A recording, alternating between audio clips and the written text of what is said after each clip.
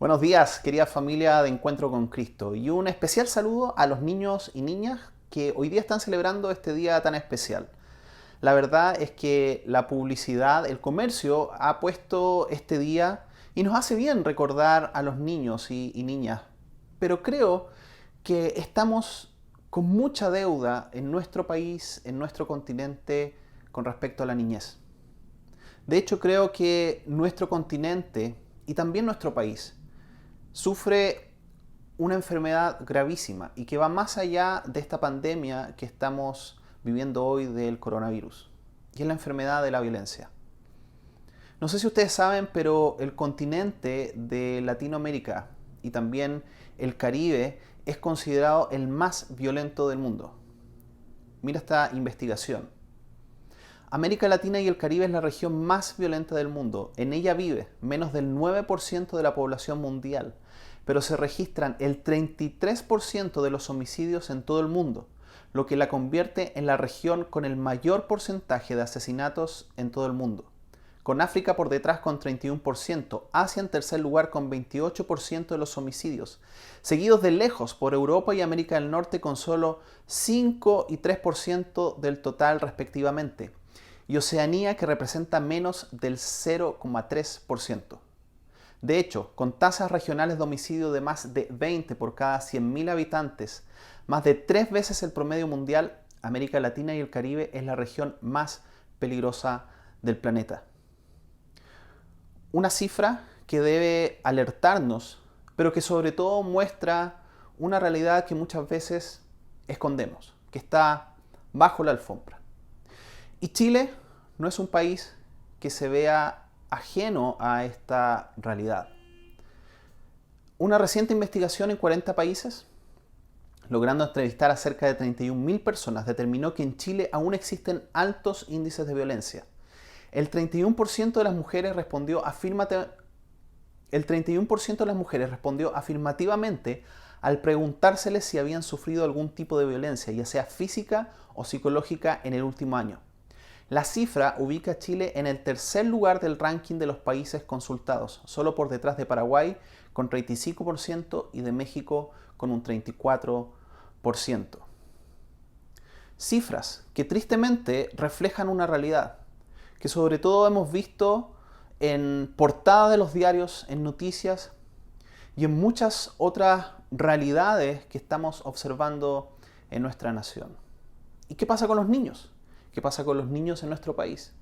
Mira qué dramático lo que nos dice esta investigación de la UNICEF. En Chile, el 73,6% de los niños y niñas sufre violencia física o psicológica de parte de sus padres o parientes. Altísimo. El 53,9% recibe castigos físicos y un 19,7% violencia psicológica. Un 26,4% de los niños, niñas y adolescentes nunca ha vivido situaciones de violencia por parte de sus padres. Qué terrible ver estas cifras y sobre todo pensar que esto no son solo números, sino que son niños, niñas y adolescentes de nuestra nación que sufren día a día en sus hogares.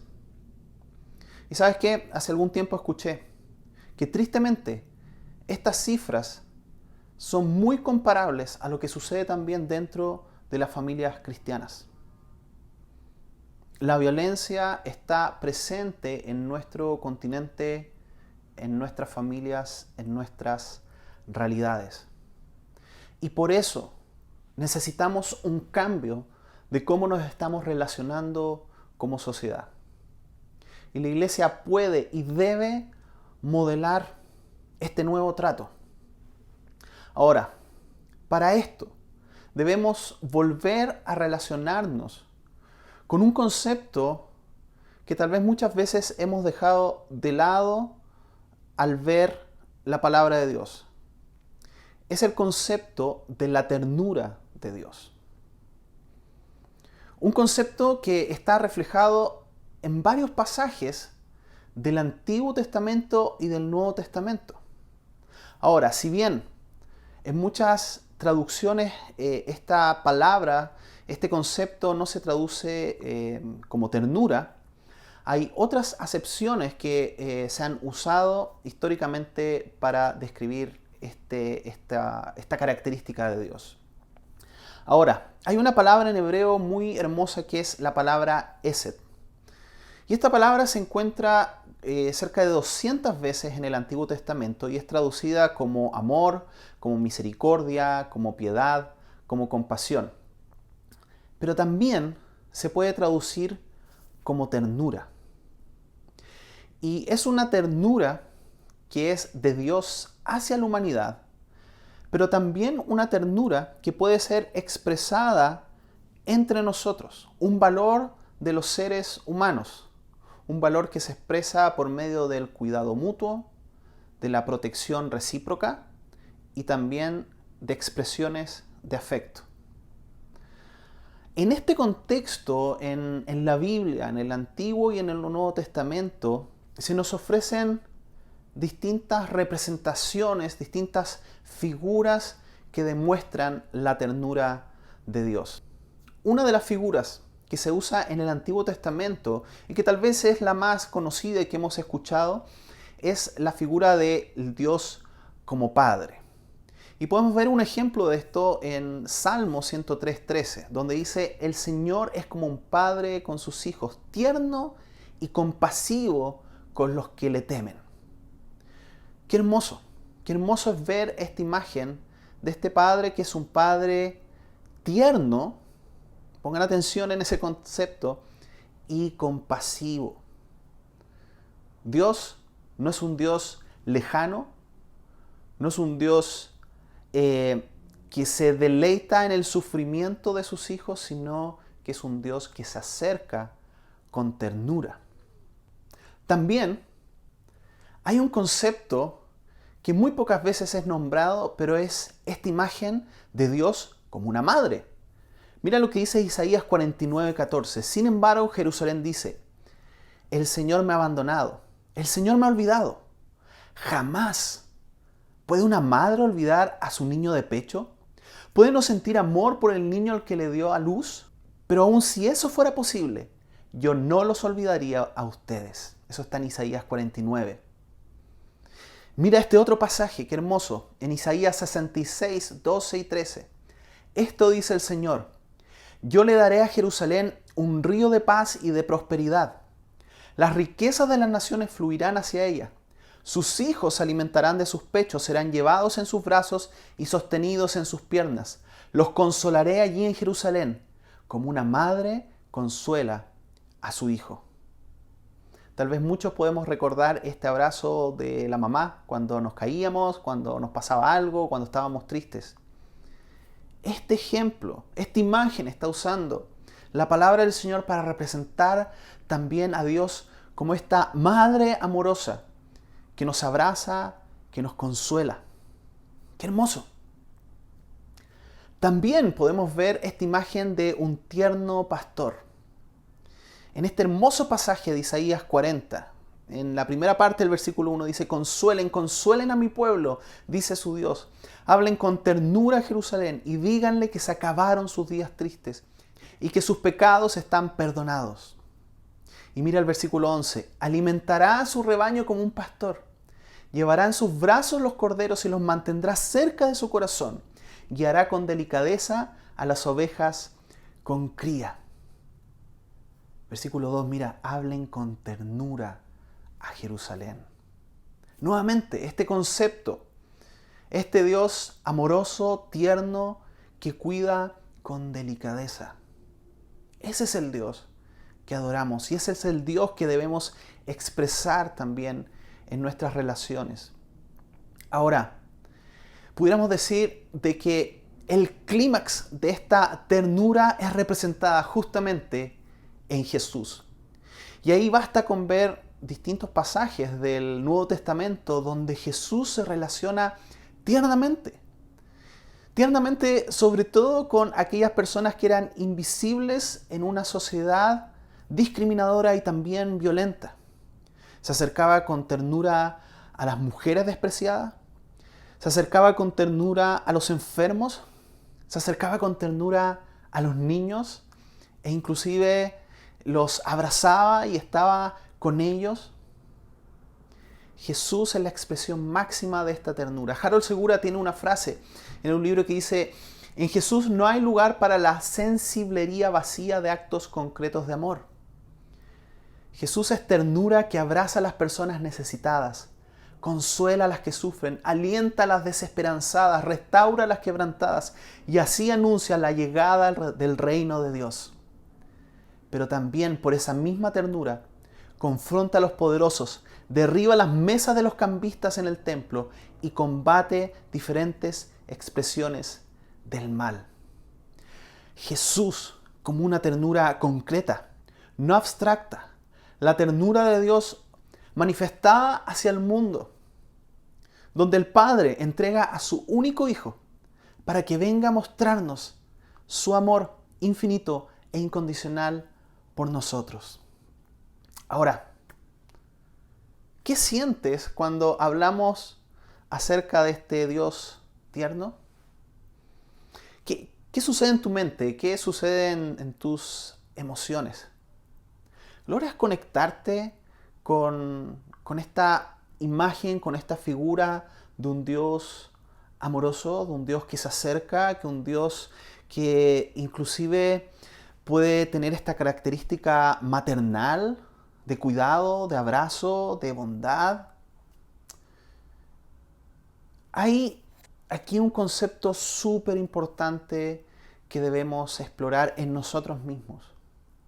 Porque muchas veces la imagen de Dios ha sido distorsionada en nuestras mentes, en nuestros corazones, ya sea por nuestra crianza, ya sea por el ambiente, ya sea por la cultura en la cual vivimos, ya sea por el país del cual pertenecemos. Pero la verdad es que como discípulos de Jesús, como hijos de Dios, debemos buscar reconciliar al mundo con esta imagen del Dios tierno que quiere el bien para cada uno de nosotros. Ahora, para poder amar con esta ternura que proviene de Dios, primero también nosotros tenemos que dejarnos amar por este Dios tierno. Es algo que experimentamos en primera persona y que luego también podemos transmitir a los demás. Debemos como iglesia, como cristianos, ser la dulzura de Dios para la humanidad. Y claro, cuando hablamos de humanidad, a veces es muy difícil llevarlo a lo concreto y por eso hoy quiero desafiar a que nosotros como cristianos en Chile, ya sean chilenos o extranjeros, podamos expresar esta ternura de Dios hacia nosotros mismos. Una ternura que nos sane, pero también hacia los demás. De hecho, Dios nos delegó este ministerio de la reconciliación. Mira lo que dice 2 Corintios 5:18. Y todo esto es un regalo de Dios, quien nos trajo de vuelta a sí mismo por medio de Cristo. Y Dios nos ha dado la tarea de reconciliar a la gente con Él. Pues Dios estaba en Cristo reconciliando al mundo consigo mismo, no tomando más en cuenta el pecado de la gente. Y nos dio a nosotros este maravilloso mensaje de reconciliación. Así que somos embajadores de Cristo. Dios hace su llamado por medio de nosotros. Hablamos en nombre de Cristo cuando les rogamos: vuelvan a Dios. ¡Qué poderoso! Somos llamados a ser reconciliadores como cristianos, como cristianas, como hijos e hijas de Dios, llamados a reconciliar al mundo con este Dios que le ama por sobre todas las cosas. Ahora, ¿cómo bajamos este concepto de la ternura de Dios? ¿Cómo acercamos a este Dios amoroso a nuestra realidad? Hoy me gustaría profundizar en dos aspectos. Primero, en nuestras familias. Creo que podemos construir familias, construir hogares como lugares de refugio. Lugares en los cuales las personas que pertenecen a este espacio puedan sentirse amados, amadas, protegidos y protegidas. Ahora, aquí hay algo muy práctico que podemos hacer y que creo que tiene mucha conexión con nuestra cultura chilena acelerada, apurada y estresada. Hay un psiquiatra muy conocido que se llama Boris Cyrulnik. Él habla acerca de toda esta teoría del apego. Y a él le preguntan de cómo pueden hacer las personas, cómo pueden hacer los cuidadores, cómo pueden hacer las familias para aportar a la resiliencia de los niños, que es esta capacidad de sobreponerse a las adversidades. ¿Cómo podemos construir espacios que sean seguros? Y él dice que hay algo que es muy básico, pero que es esencial. Dice que hay que ralentizar y divertirse para aprender el arte de vivir. Piensa por un momento en esto. Y piensa por un momento en lo que nos ha tocado vivir en los últimos meses.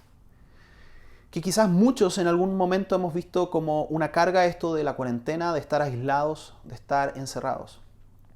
Pero sin lugar a dudas, de alguna forma u otra hemos sido frenados en nuestra vorágine de cómo estamos viviendo. Por ahí el doctor psiquiatra Jorge Sobarzo decía de que esto de la pandemia ha sido un golpe a la posmodernidad, al mundo posmoderno. Y es verdad. Y en ese sentido debemos pensar también acerca de la oportunidad que nos está abriendo este espacio de pausa forzada que estamos viviendo. Hablamos mucho acerca de volver a la normalidad. Yo te pregunto, ¿eras feliz con la normalidad que estabas viviendo antes de esto? ¿No será que debemos aprovechar este tiempo para hacer cambios sustantivos en cómo estábamos viviendo, en el ritmo sobre el cual estábamos cabalgando en nuestras vidas? Muchos extranjeros que llegan a nuestro país nos dicen ¿por qué andan tan apurados los chilenos? Y creo que una de las cosas que debemos transformar es esta manera ansiosa en la cual estamos viviendo. Hay investigaciones de los países de Europa del Norte, Finlandia y otros que han hecho cambios en su manera de cómo están viviendo. Y eso ya lo hicieron hace muchos años y ahora se están viendo los frutos. Y una de las cosas que hicieron fue cambiar el sistema educativo, fue cambiar la forma en cómo vivían también familiarmente y hacer de que la gente se desacelerara. Hacer de que la gente se ralentizara. Que pudiera tener tiempos para, por ejemplo, aprender música, aprender instrumentos musicales, para cultivar el arte, para ir y caminar. ¿Saben qué? Muchos de estos países han tenido un descenso dramático en los índices de depresión. De hecho, se habla una reducción de un 40% en las tasas de suicidio en estos países. ¿Será que tenemos que aprender algo de esto? Y siguiendo esta idea de Cyrulnik, ralentizar y divertirse para aprender el arte de vivir. ¿Cuáles son los cambios que podemos hacer en nuestras familias? ¿Sabes que uno de los factores protectores para los niños es tener un ambiente en el cual saben que están siendo cuidados? Un ambiente seguro. Un ambiente en el cual pueden saber de que hay espacio también para expresar sus emociones. Y eso nos lleva a este segundo aspecto que hoy día me gustaría hacerlos pensar, que tiene que ver con la erradicación de la violencia contra los niños y niñas. Tal vez cuando hablamos de violencia nadie piensa que está siendo violento con los niños que le rodean. Pero ¿sabes qué? La violencia no solamente puede ser una violencia física, sino que también hay violencia que se expresa a través de nuestras palabras y también a través de nuestros silencios.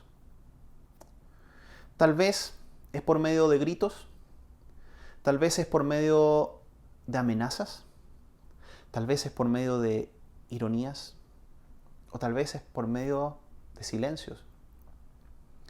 todos esos pueden ser aspectos en los cuales estamos violentando a los niños y niñas que están alrededor nuestro. Ojo, que los niños y niñas ocupan un lugar muy especial en el corazón de Dios. Jesús se detuvo a hablarnos acerca de esto y dio ejemplos dramáticos de qué es lo que les sucedía a aquellos que trataban mal a los niños. Y como cristianos, debemos ser un altoparlante en términos de comprometernos con la erradicación de la violencia contra la niñez, en todas sus formas. Ese es un mensaje que proviene y nace desde el cristianismo y debemos volver a apropiarnos de esto. Muy bien por todas esas otras corporaciones que sin ser cristianas están haciendo alcances y avances al respecto.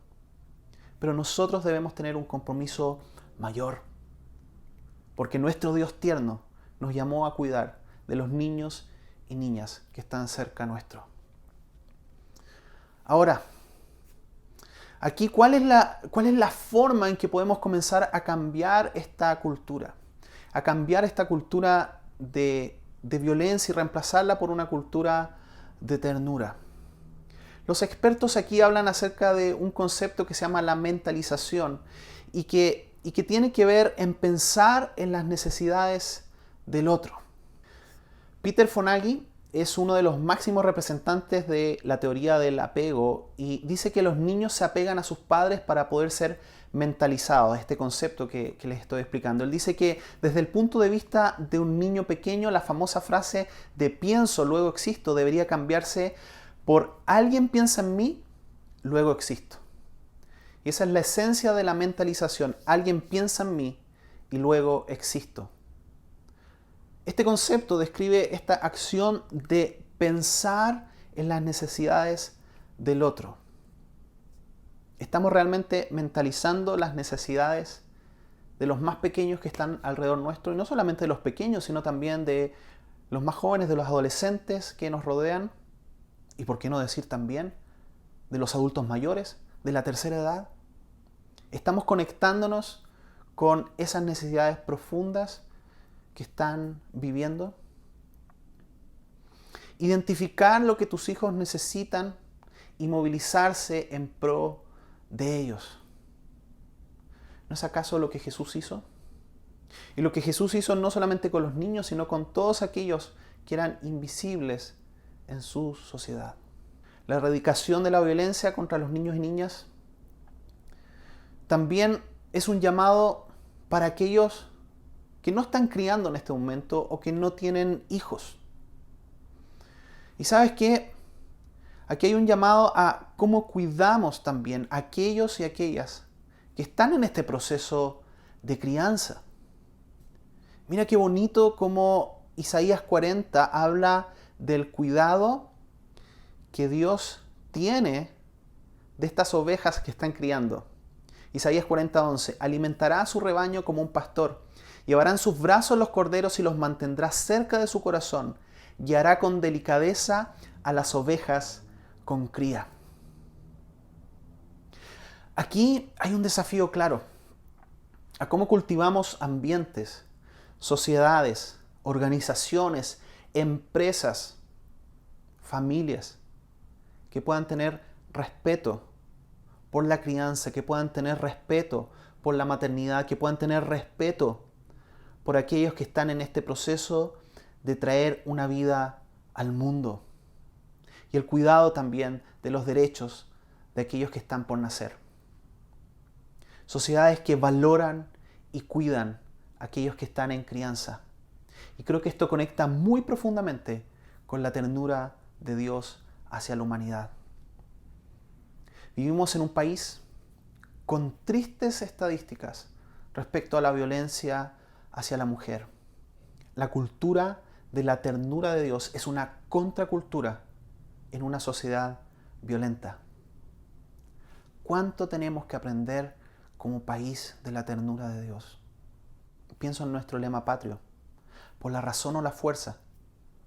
¿Se dan cuenta lo que significa ese concepto? Me gusta aquello que se ha dicho en estos tiempos de que mejor nuestro lema patrio fuera por la fuerza de la razón? ¿Y por qué no soñar que fuera por la fuerza de la ternura o por la fuerza del amor? Queridos hermanos y hermanas, jóvenes, adolescentes, niños, adultos mayores que están escuchando,